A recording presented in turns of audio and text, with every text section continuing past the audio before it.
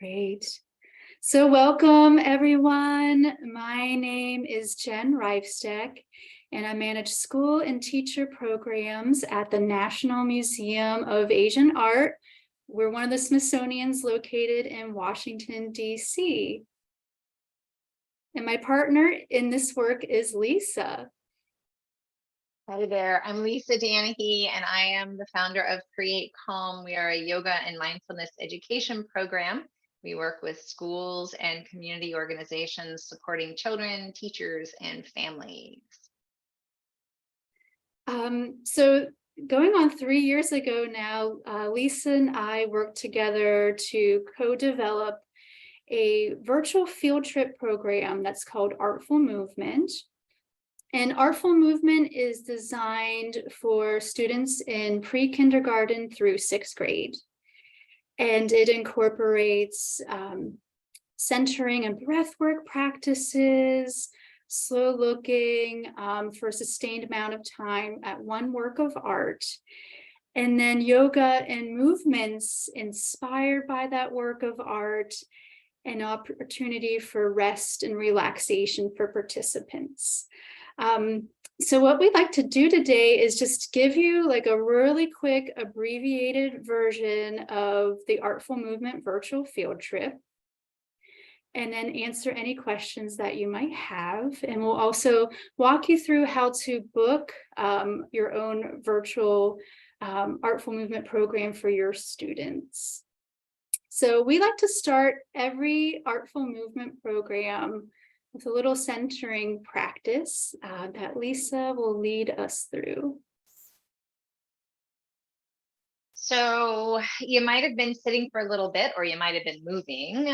Either way, shake your body out a little, shake your legs and your arms out, feel yourself wiggle, and notice as you shake, if you have room for your body to freely and safely extend out to the edges of where you are.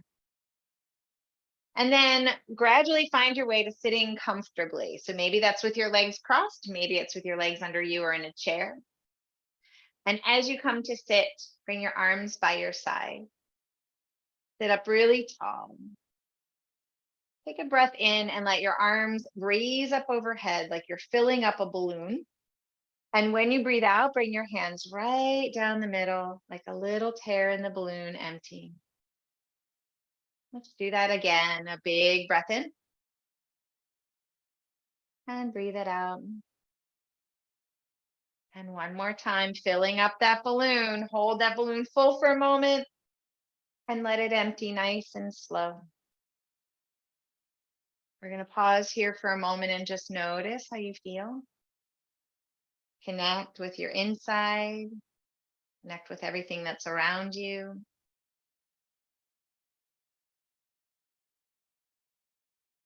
Very nicely done. Take a big breath in and say, "Huh."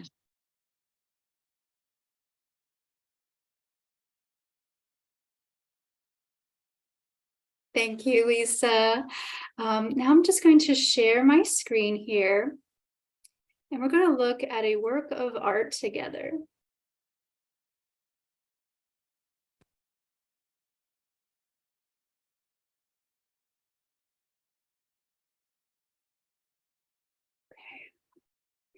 So go ahead and just let your eyes wander all over this work of art. Take in the colors that you see, the shapes, the lines,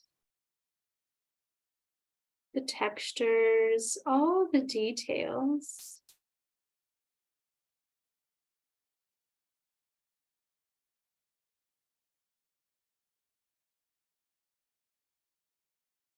And let's zoom on in so we can get a closer look. As we look at the top of the image, again, let your eyes wander and take in all the details that you see at the top of the image.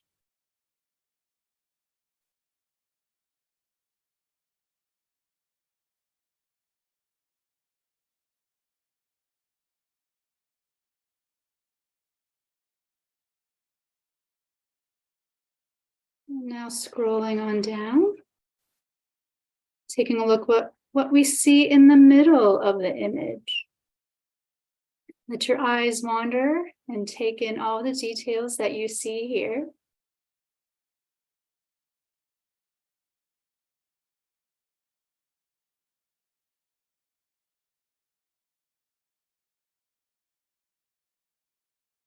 Now coming all the way to the bottom.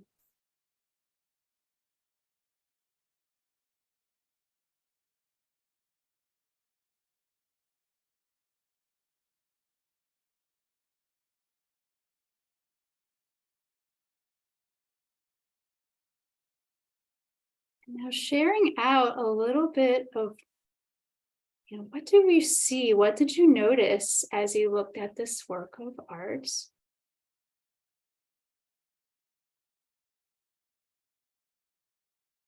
And you're welcome to share in the chat, or if you'd like to share your voice.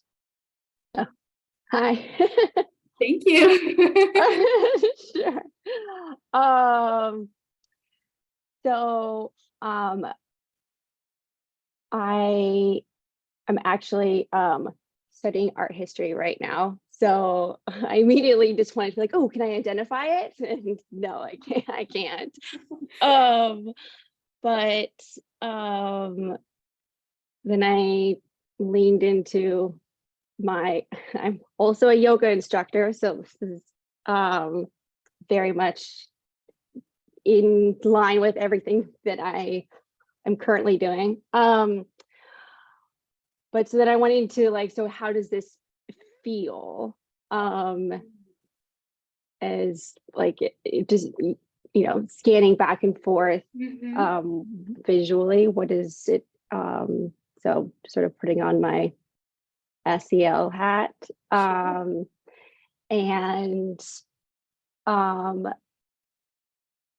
even though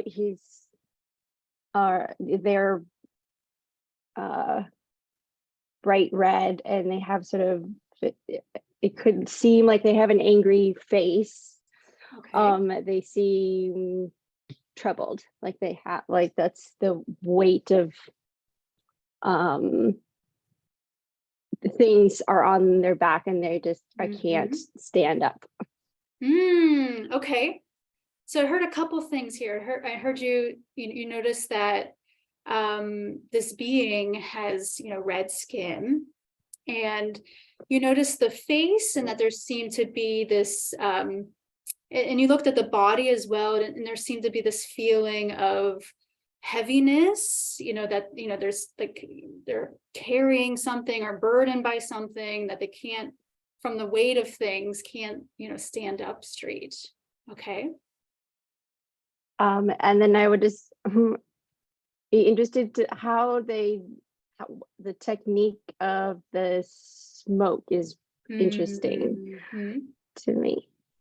Okay, so you're already kind of jumping to questions you would ask the artists about what you're seeing and noticing. Okay, so you're noticing the background and the smokiness of it, and it made you wonder about the technique. What could the artist, how did they achieve that look?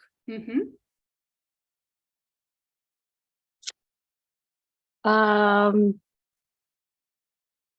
mean, I guess other questions I would have would be, where was this seen before it was in a museum? And when was it seen? When was it made? Sure. What was going on in the country or in the world when the artists made this? Like, what type of life environment were they in? Sure. Was it made by multiple artists?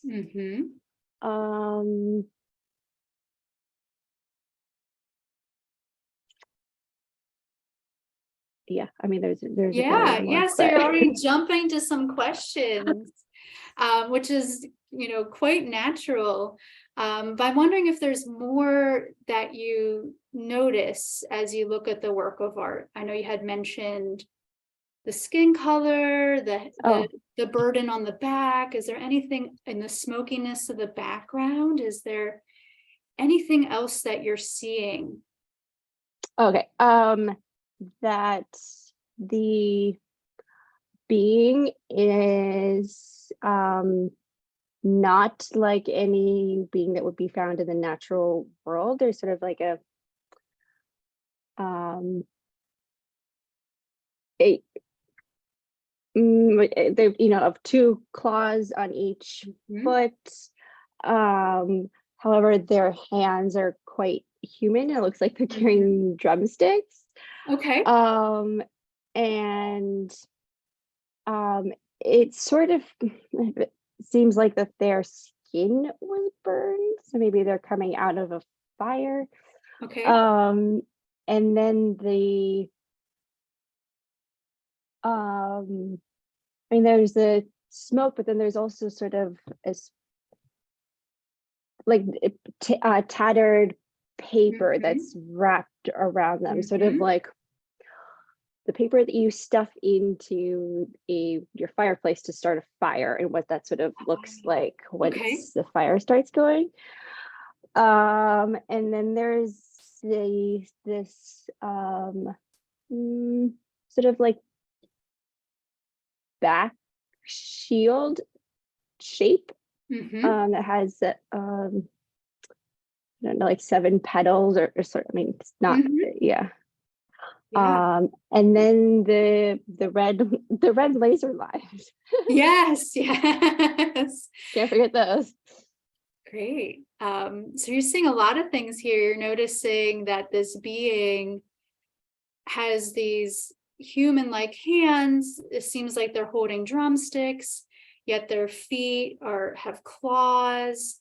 You're noticing these kind of tattered paper like shapes surrounding the being. You're noticing this flower-like shape behind it. This kind of smokiness again behind the being. You're noticing the laser beams like coming out of the edge. How about as we scroll down,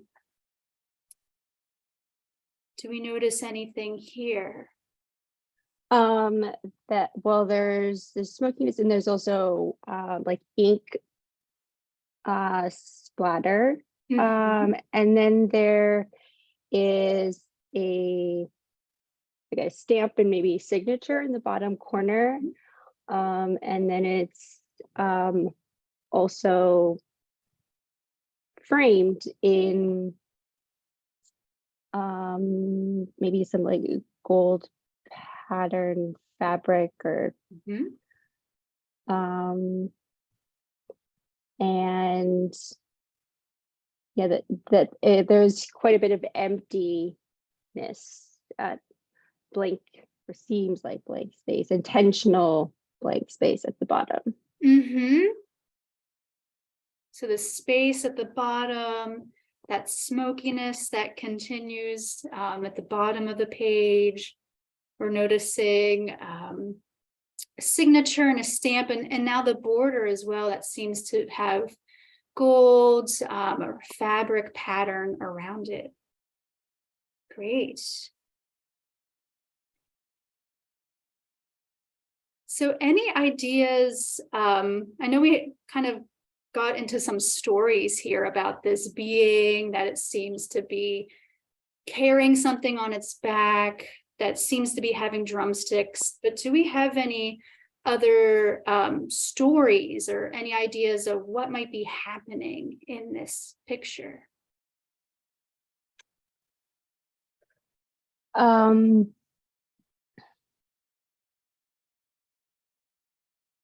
I don't. I don't know. I'm imagining that it's part of a bigger story. Maybe it's like a tale that is told often, and this is just a visual depiction of Mhm. one part of it. Mhm. I don't know. It just feels like that there would be another one or more, or Yeah, a character within the Uh, story. Okay. yeah. or that other artists have done a similar thing. I guess I'm curious about like where are they I would imagine like escaping, What do you see and that makes you think of escaping? Their back is towards the thickest part of the smoke, and they're sort of walking or running or something. Well, it's running, I guess, because the movement of the paper-like stream of fabric or whatever around them, they're facing towards the light, so the darkness is behind them. But I'd also wonder about the smoke seems quite natural, except for the swirl at the middle bottom, so that's clearly intentional. So there's maybe something to that. And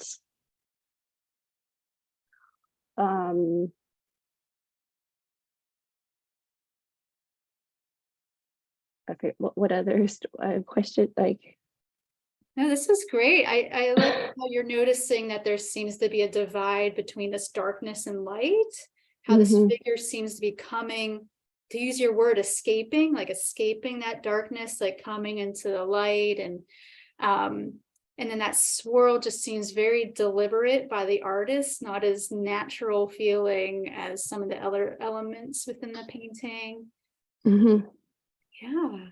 Well, thank you so much for sharing your observations and your interpretations. Just to give you a little bit of background information about this work of art. So it comes from the Japanese artist Katsushika Hokusai, who you might be familiar with the iconic Great Wave print that you see here. And so here, Hokusai is interpreting the Shinto god of thunder. And so you see here, there's drumsticks. We'll see in the next slide is intentional. The drums are carried on the back, and that's how the thunder god drums the thunder. And again, he takes some liberties into thinking about what lightning could look like with those red laser beams and those stormy clouds in the background.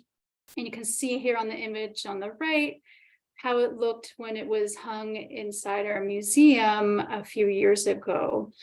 But this would be a hanging scroll that could have been displayed in like a tea house or somebody's personal home as a means of art appreciation.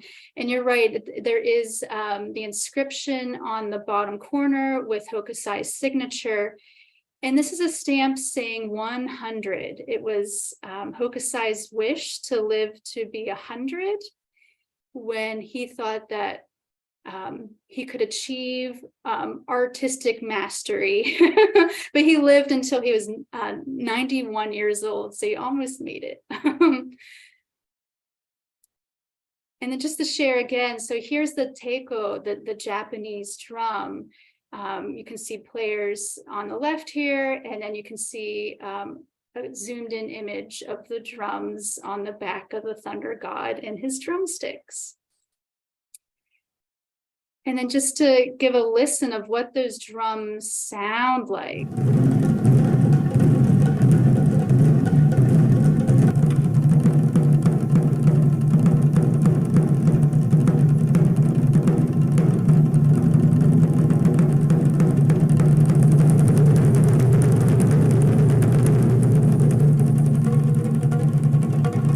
There, and I hope you got a sense of the thunder there through the taiko drum ensemble. It all makes sense now. So I'm going to turn it over to Lisa, who's going to guide us through a movement activity inspired by Hokusai's Thunder God. Thank you. That was really awesome to be able to notice things and then piece together sort of the puzzle of what we were looking at, and then hear the artist's story behind it too. So a couple things came up that I thought were really quite exciting and curious, that I think it would be really fun to play with. We're going to embody this piece of art. And as we get ready to embody this piece of art, a few things came up as things that we talked about, or that were brought up in the slow looking at the piece. There was definitely a sense of movement, of a type of movement that was happening there. There was definitely a sense of intensity. Maybe not exactly sure what was happening, but there was maybe an intention to move away from something or into something or to create something. There was a sense of burden or work, a lot of effort. But then there was also reference to the light, the spaces that were intentionally left blank, that created a very different energy. So even in the context of this piece of art, within what we were seeing textural differences that created energetic differences. And we were embodying different emotions and energy as we explored the little pieces of the corners of this piece of art.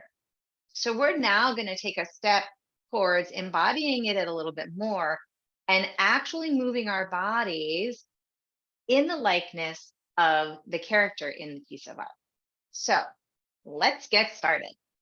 So I'm going to invite you to come up to standing. And when you come up to standing, make sure you have some room for your body to move. So maybe turn side to side and make sure you've got some space for your arms to extend out. And then plant your feet on the floor and just start to make some stomping sounds or some marching sounds. Plant those feet. Almost like you're making some thunder sounds in the distance with your feet. Notice how it feels to feel your feet making pressure, working hard against the floor. And then stop your feet and let them freeze. Take your arms out to the sides and take a big breath in, like you're building a cloud around you, a balloon around you. As you breathe out, make your hands come right down the middle. Now, the next time you take that breath in, reach your arms up, and this time, make your clouds start to get bigger. Starting to imagine that you might be the thunder god. Breathe in and feel yourself building that cloud around you. You decide if it's dark or light. You decide if it's got all kinds of stuff or it's kind of empty. And each time you breathe in, feel yourself get a little bigger. Feel your energy grow a little bigger. And when you breathe out, feel yourself get even wider. Let's do a few more of these big breaths. You're starting to feel yourself transforming into this thunder god. You're starting to feel the excitement about being able to be thunderous, of making lightning, of bringing water to the earth, of making noise and being seen and felt. And the next time you breathe in, bring your arms up and hold it here. Feel yourself full, full, full, full. And when you breathe out, bring your arms down and step your feet wide. And now imagine from your big cloud that you've created, there is some wind that's starting to build. So swing your arms around your sides and make some wind. Keep your feet securely where they are so that you can be in the center of your cloud and start to spread that energy wider and wider and wider. It may feel good here to let your hands tap your body, feeling that color of red, that power that you have. It may feel good to let your arms touch your body really strongly or just gently. It may feel good to go really fast or really slow. So begin to notice as you build your thunder god, what feels right to you. And slow it down. And slow it down. Now imagine your hands are rippling through the cloud all around you, almost like your hands are moving through water. Let your hands slowly move through the water. And then bring your feet together. Gather up some water and start to make it rain on your head by tapping your fingers on the top of your head. Listen and hear the sound of the rain on your head. Let it come down the sides of your head, the front and back. Gently on your forehead and on your cheeks. Never to injure yourself in your rain, in your movements, or in your experience, but doing what feels good. So maybe you want bigger raindrops on your arms as you come down your arms, going down the inside and up the outside. Both arms getting maybe bigger raindrops or littler raindrops. Let your raindrops come down your back and onto your belly and all the way down to the floor. Down to the bottom of your cloud. The rain is starting to pour out of your cloud. So let's make some more rain up the back, all the way up, and make rain all over your body, wherever you didn't get to before. On the side, you can wiggle a little as you go. And now let's make some thunder. Make fists and gently tap your chest, or really strongly tap your chest and say, ah. Good. Keep it going really loud. Oh. Make that big giant thunder. You are an enormous, powerful thunder god, creating this enormous storm. Now reach your arms up in the sky. Hold on tight and make some lightning come crashing down onto the ground. Stretch up high, reach up, and crash that lightning down. Do it again. Breathe in as you come up and crash that lightning. Now make some more thunder. Ah, keep it going, and crash some more lightning down. Let your hands touch all the way down. Big, strong, bright lights flashing through the sky. One more time. Big lightning and a little more thunder. Ha! Now let that thunder get a little quieter. Ha! And let your hands slow down and make raindrops again. Rain on the fingertips, on your chest and on your arms.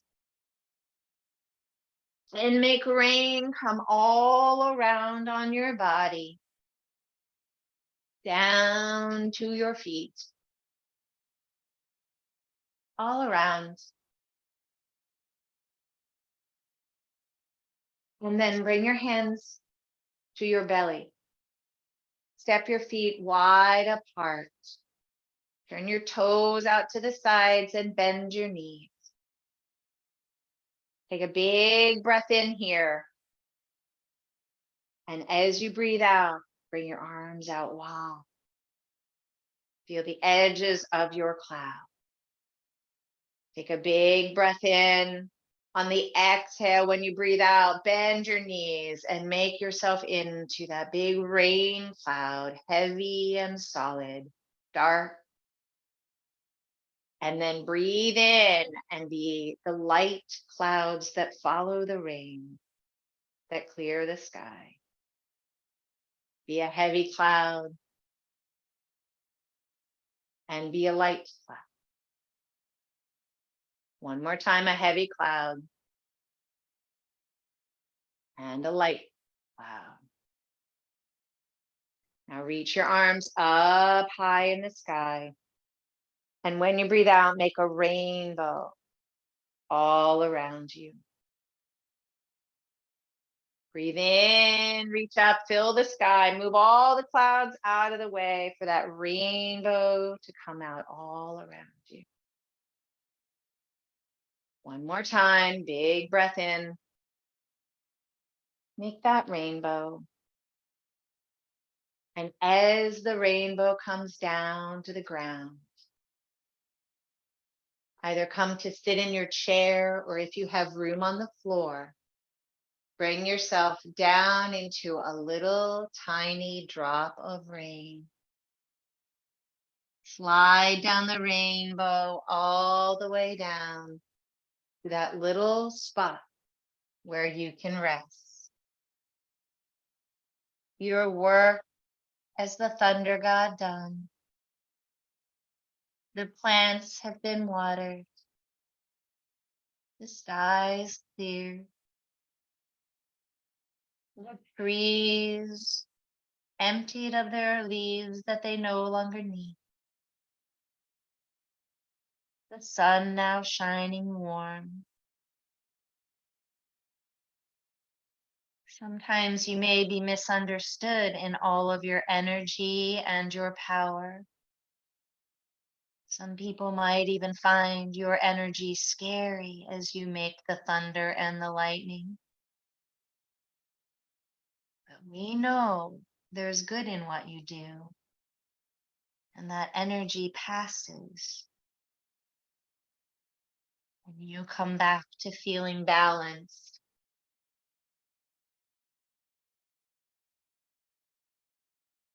Feel how you notice how you feel right now. Feel yourself breathing. Feel your body.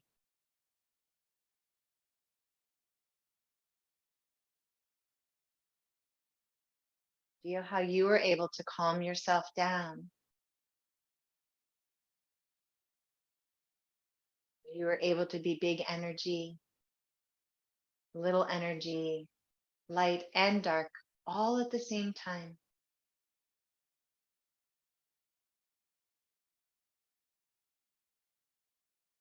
Just like that painting by Hokusai.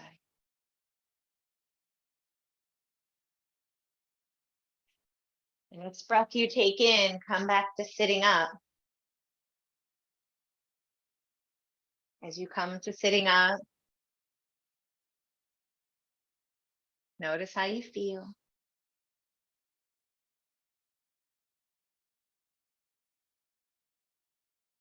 Now let's take a moment, unpack what we just did.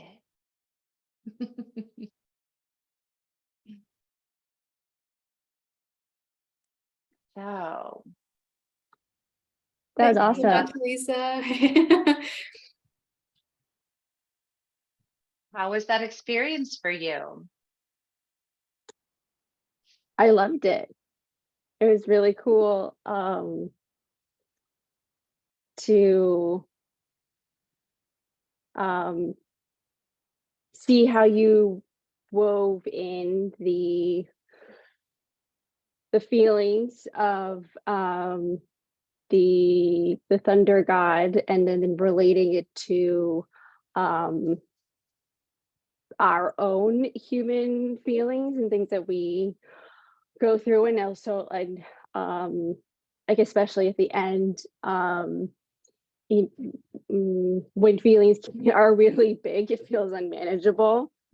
And I know, especially for kids, that like anger like that, I mean, that's why that they don't understand, and they're scared of like, I don't know how to control that, like what's happening, I don't like this. And I love the qigong portion of it. That was super cool. And yeah, that was really, really cool. Thank you. Thank you. You know, when we created this opportunity to bring the art and movement together, to have this notion of slow looking, which we know this form of mindfulness, starting with an object, starting with that piece of art, can let us hone the skills kind of from the outside. And then we take it and we can internalize it a little more. We can experiment with it a little bit more on that more personal level.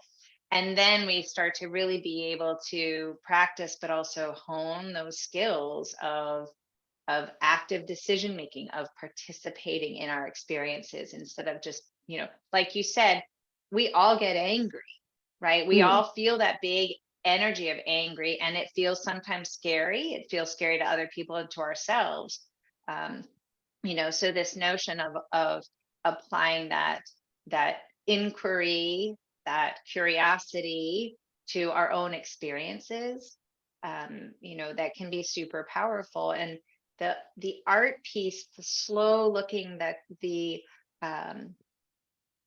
being able to articulate what you see, what you feel, complements so beautifully the ability to move your body and breath and feel it. And they come together and develop a level of agency and awakeness to my experience and perception of control. And we know when we feel in control, we feel safe. When we feel safe, we can actively participate more positively in our environments. So but we can't do it in just one piece or the other. The use of language, the development of the agency across both that connection and relationship with the art and the communicative practices there, and the inquiry and curiosity there, as well as the physical. We're doing something that's in yoga therapy and in therapeutic environments is we're activating the top-down approach of accessing our experience from the mind to the body, and then bottom up, the body to the mind in the movement. And that's why it becomes such a powerful learning experience, because one person may be a little more easy to access than this way, and one maybe this way, but we all come at it together. And in the end, we're all looking at it going, whoa, yeah, what just happened here? Yeah. Right? Yeah. It's also cool to be using art because we all see and observe different things, and some things like jump out at some people right away, and it's another portion. And so I like the sort of subjectivity of it, rather, like there's so much about it doing so this like emotional learning through a storybook, and that is the author's narrative. And so by using art that isn't quite clear about what the narrative is, it's allowing students to create their own and allowing multiple truths, which is also a huge thing that there isn't one singular way. And so but it's also a way, I mean, especially if there's this one example, I had a character, that it's also a way to sort of like try on that character, because often of like, actually, like, how are you feeling? Or I never get angry. I mean, that was me. Like, anger was not something that's not something I easily, because it wasn't okay I felt like it wasn't okay for me to be angry. So, but to play the role of it is a cool way to sort of access it, and not just, again, not just like sitting and trying it on and using your imagination, of like playing the role like with your body. And so doing the bottom up is really cool. And for some of us, it's hard to access the imagination, or to articulate what we can imagine, right? And so we're practicing that in the slow looking. Jen and I have done this for years now, and every single time someone has a different perspective, some angle that they came at this work of art that no one has ever come at it with. And that's what's so beautiful. And it's the same with the body movements. You're tapping the way that works for you. It doesn't matter what anybody else sees or thinks. And there's value. There's value in your perspective. There's value in your interpretation always. Mm-hmm. Yeah. I love that you noticed that we were able to experiment with things that might be uncomfortable or hard to conceptualize. Yeah. And we were able to take some of the themes that came up in our observations in the art and really visit them physically. That sense in this case of the burdened, escaping move, that kind of energy, and it translated really nicely into our movement. And also to honor that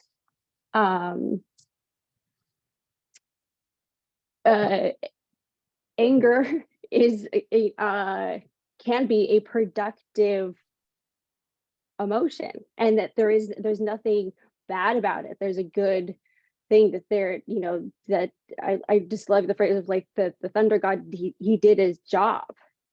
Like he nourished all these living beings with his rain. And so I think that's also I just attended another one, and the lecture before this, and their first thing was like, are you good or bad? Like, well, wait, that's against like the tenet of mindfulness. There is no good or bad. And so that was really, the answer is yes.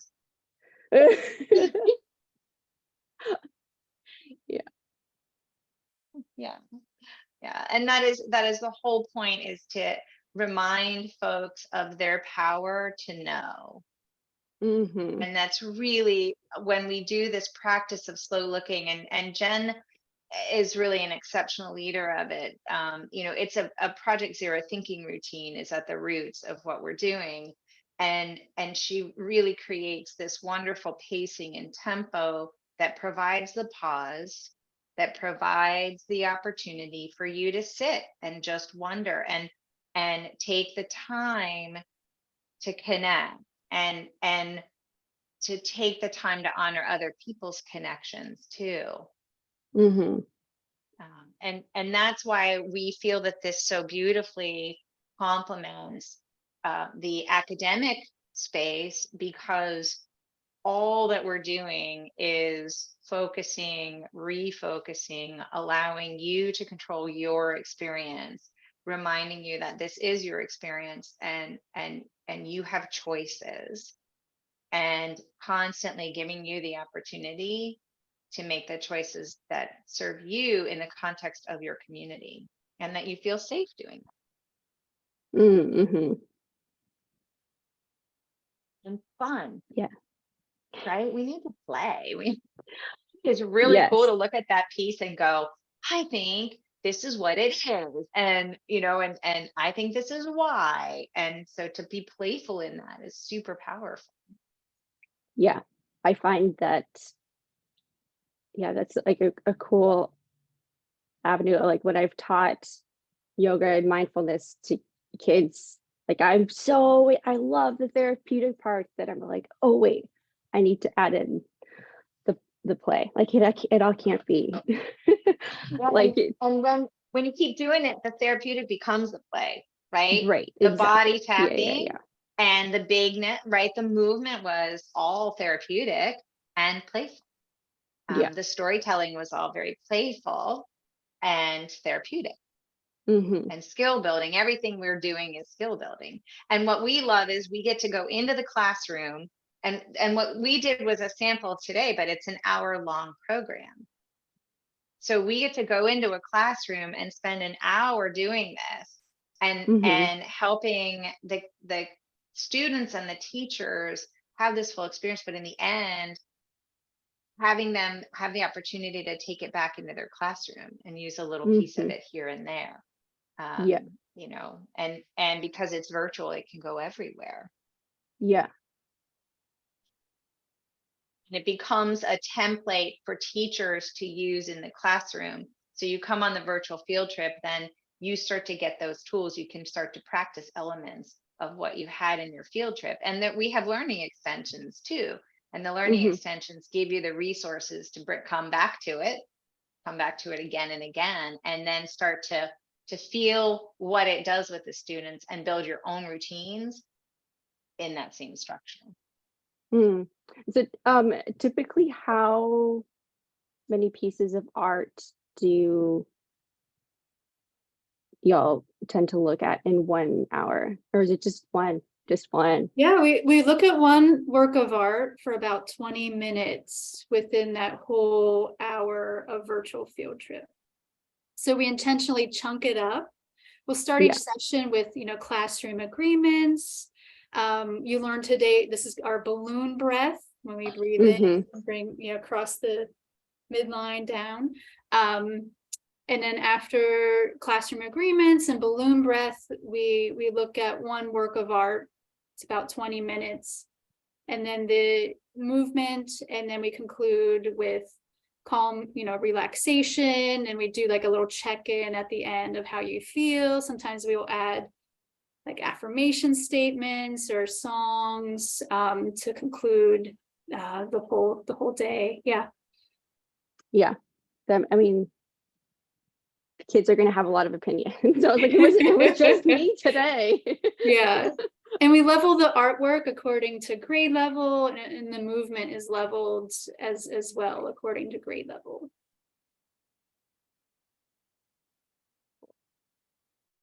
And I think How that's might you use this? Yeah, how might you use this in your classroom? So I am not a teacher right now. I did teach some in New York City, as like on a volunteer, but it was only full-time. And in the last year was an art room, and that was pretty much full-time. And then I got my early childhood education degree during the first year of COVID. And now I'm back finishing up my art history degree. So that's why when I saw this, and I am most interested in, and then did my yoga teacher training in bringing social emotional learning through movement, but I've always was like, but there's also the creativity part, like I want to do. And so when I saw this, I was like, I want to see how. So if you want another team member, I just put in the chat childrensyoga.com. That is the foundation of all the yoga that you experienced today. Jen and I are both certified in Radiant Child Yoga is the name of the method. And we are actually in the process of, for all those folks out there listening, we're in the process of developing. We have been leading Artful Movement Institutes, training people on this technique, and we're in the process of developing a publicly accessible training program. So you could actually come and do this. And we would be delighted to have you join the team. So we'll talk later offline. I got my trauma-informed children's yoga in the fall. Yeah, I did that. So Awesome. This was it was super cool. It rang all the bells that I'm like, these are all the things that I want to do. So it's very exciting that y'all are doing this. Your students are lucky. You have our contact information, hopefully. I'm going to put it in the chat just in case. Jen, I'm going to do me if you'll do you. And we'll share also a link to schedule a virtual field trip. So tell all your teacher friends that they can come and visit with us remotely. We've got a good number of spaces left for this spring, and so we'd love to have folks there. Yeah. There we go. I'll just present for the sake of the recording too, and you can take a snapshot of our QR code. This link will take you to our virtual field trip request form. And on the request form, it'll ask you for your contact information. It'll ask you for 3 potential dates you would like to hold the virtual field trip for your students. And then through the drop-down menu where it asks you for program topics, you'll just select Artful Movement as your option. And in that email, once you complete the request form, the email, you'll get a copy of it in your email, and it'll go to our Asia Tours at si.edu mailbox, where we'll confirm the date that works for us on our end.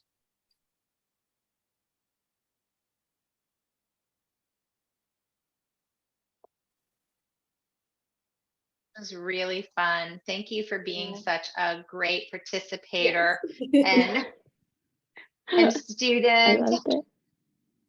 So cool. Great. Really appreciate y'all. Thanks for doing this. Thank you. Been a lot of fun.